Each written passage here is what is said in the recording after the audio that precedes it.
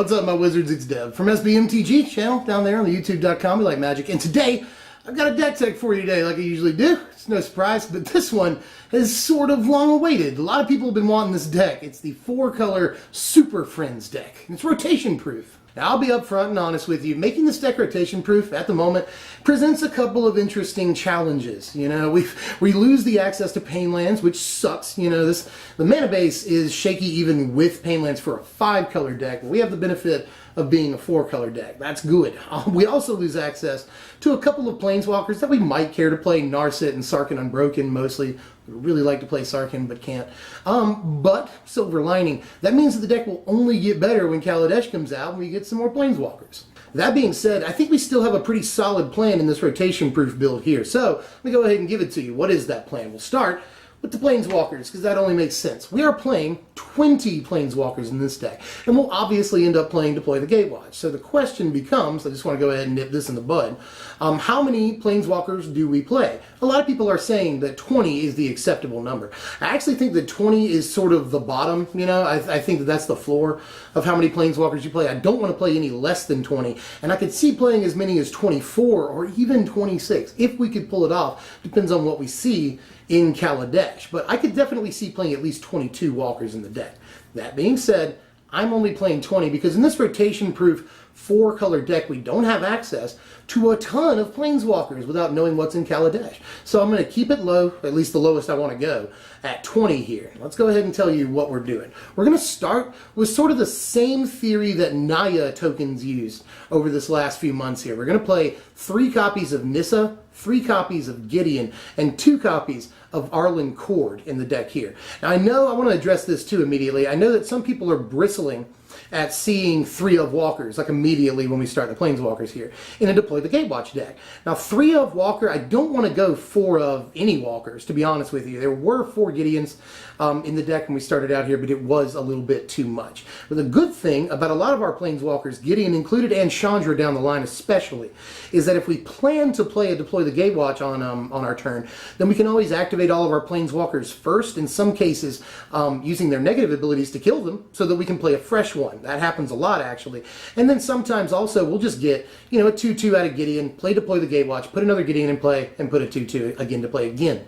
That's the thing about Deploy, is that it lets you use the same Planeswalker's abilities twice in a single turn, which is actually nice and something that a lot of people aren't talking about. It also allows you to, you know, any Planeswalkers that are very low on loyalty, just trade them out. You know, if you have a Gideon that's at 1 loyalty, just trade them with a fresh Gideon. That happens a lot, too, later on in the game when you play Deploy.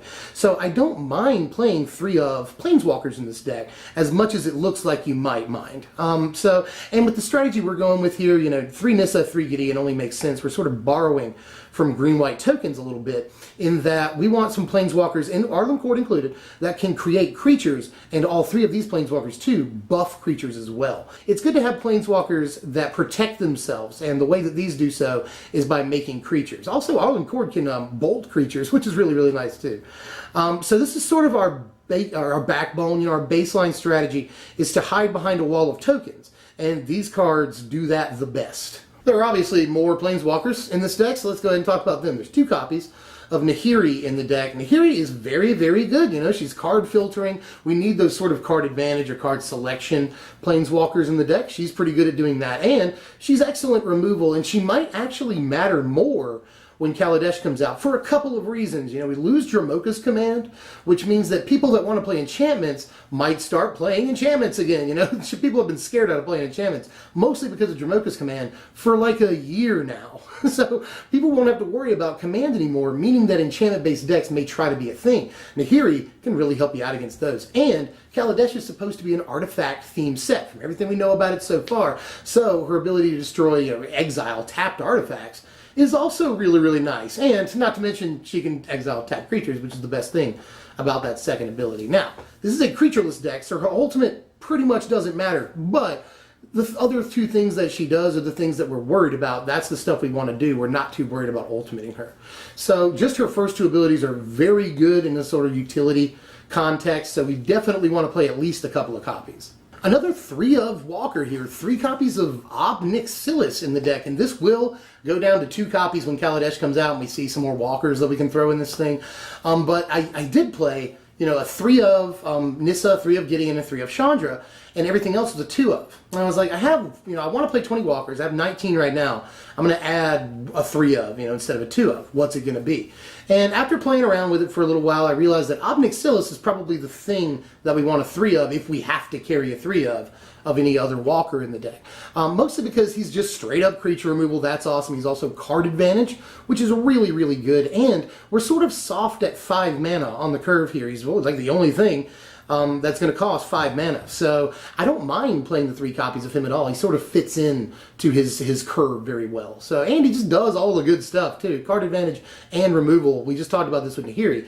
Super awesome. So 3 copies of Obnixilis I think is acceptable for now. I'm going to play 2 copies of Liliana in the deck, and this is another thing that could easily get switched out once Kaladesh comes out. Because Lily, although being the most expensive piece in the deck, and a card that I do want to play at least maybe a 1 of, she is definitely not as good in this deck as she is in others, because her second ability means more or less nothing. You'll never use her second ability.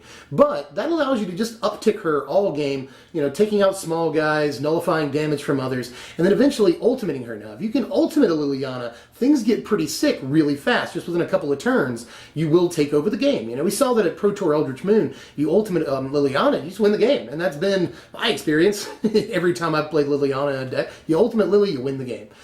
So her ultimate is so powerful, I think it's worth playing. And she's a 3 mana walker. A turn 3 play is very good in this deck. We need those. And we do have a couple of oaths that are turn 3 plays, but I still want to jam in Liliana because she's good, reliable, early game removal. She's a walker we can play early. That's awesome too. And her ultimate is just ridiculous. So I want to put some room for her.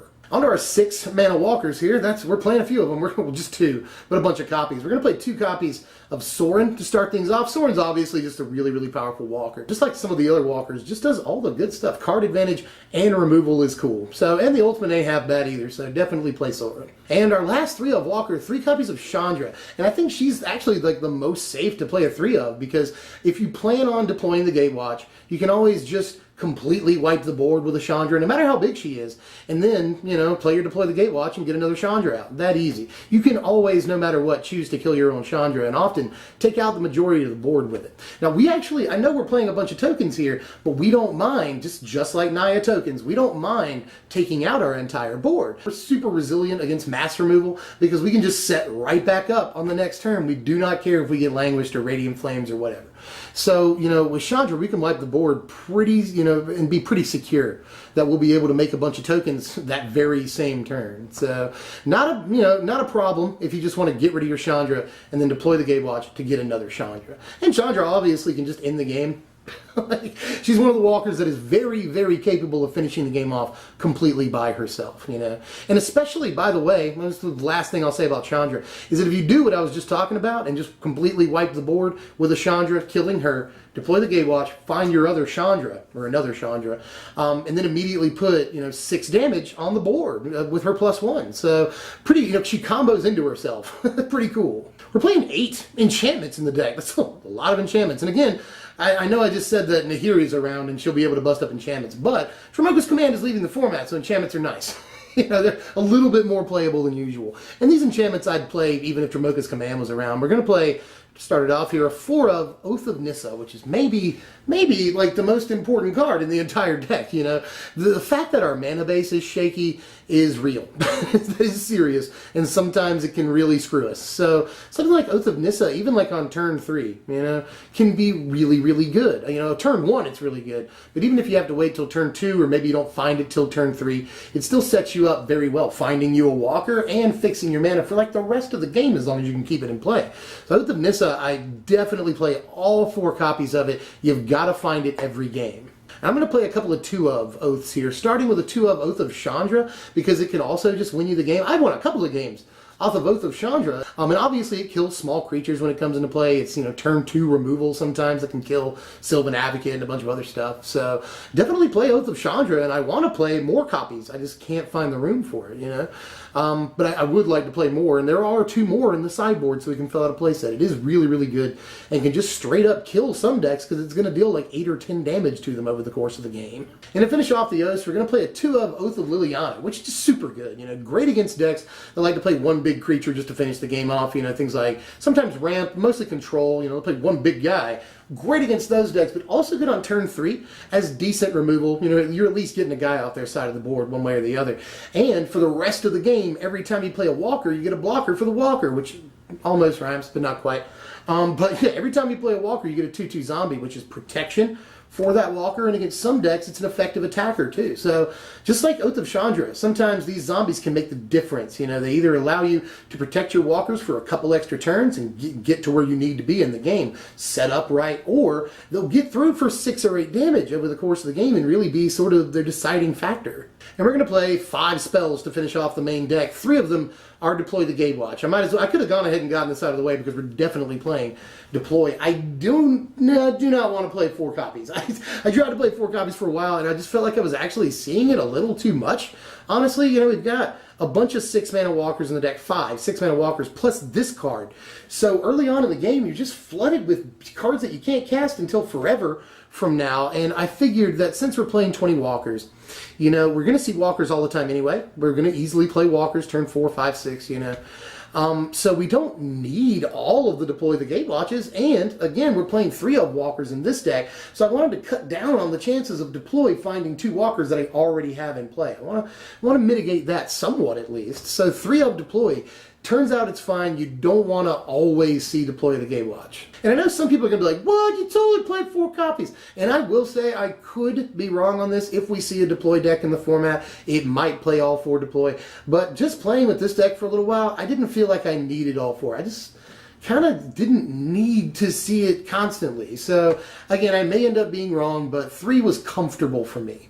And to finish off the deck, we'll just play a 2 of Radiant Flames here. Again, we're borrowing a little bit from Naya tokens. Naya tokens like to either wipe the board on turn 3 or wipe the board on like turn 6 and just set back up. You know, you wipe the board on turn 3 and then turn 4 and 5 you play walkers that allow you to get, you know, tokens into play. And that'll help you win the race ultimately. Or you could just go ahead and set up some walkers if you have the time for it. Radiant Flames on like turn 5, and then you can just set back up way more easily than they can. So Radiant Flames works very well in this deck where we have a lot of walkers capable of setting us right back up. 27 lands in the deck, and I actually wouldn't mind playing a 28 just so we can fix our mana a little bit more, because this mana base probably took longer to build than the actual main deck. The mana base, especially when you take pain lands away from me, is tough, and I would not want to build a 5-color mana base in this format. But that being said, though, I do want to point out, there is a deck in the format right now, it's a Naya deck, that plays Chandra even though the deck has no access to red mana at all. 0 red in the mana base. But it does play 4 copies of Oath of Nissa, so it can reliably play Chandra even though there's no red mana. And we could do that with Jace, Unraveler of Secrets, maybe Tamiyo in the deck. And Tamiyo has interesting synergy with Nahiri. You know, Nahiri, you can tap creatures with Tamiyo and then kill them with Nahiri, basically. So there is a little spot of synergy there. But I didn't include any blue planeswalkers. I wasn't quite brave enough. But there is a deck in the format that already does that and doesn't even use Deploy the Gatewatch. You know, in this deck, we have 4 copies of Oath of Nissa, 3 copies of Deploy the Gatewatch, so we can easily play planeswalkers without actually having to pay colored mana for them, or, you know, specific colored mana at least, in the case of Oath of Nissa. So we could do that. I wasn't quite brave enough, but it is an option. Here's our board right here, and there are some fine-tuning things to be done, mostly with the oaths. Against some decks, you'll swap out oaths and put in other oaths, you know. But I do want to just point out it is very hard to side this deck, because I feel like the main deck is so tuned that I don't want to ruin it whenever I go to sideboard, you know. And Sylvan Advocate can be an important card against, you know, aggressive decks. Note that we're playing something like 6 man lands in the deck, so Sylvan Advocate's very good with them. We're trying to get to 6 mana anyway to play a bunch of our cards, so Sylvan Advocate's good for that reason. I just couldn't find room for him in the main, so he's booted to the side. Transgress the Mind, very, very good against sort of control-y decks and ramp decks in the format, which may or may not be a thing after Kaladesh. But Transgress the Mind's always going to be a good card. And then Radiant Flames against the aggressive decks, will just go ahead and make that a playset, because it's very, very good against these sort of white-based humans decks, which probably will experience an uptick in popularity. Also takes out Spell Queller. if you can get all three colors into it, so that's good too. And I guess the only other thing is that Oath of Gideon is very good against the aggressive decks, and I'd like to make room for it in the main. I just couldn't find the room. Here are your power rankings for the deck right here. A final score of 67, which is pretty competitive because walkers are versatile things. You know, walkers can draw cards, walkers can kill creatures, walkers can make creatures, they can do crazy stuff with their ultimates. We do a good, imitation of a curve here once we get to turn 3, so that's not bad.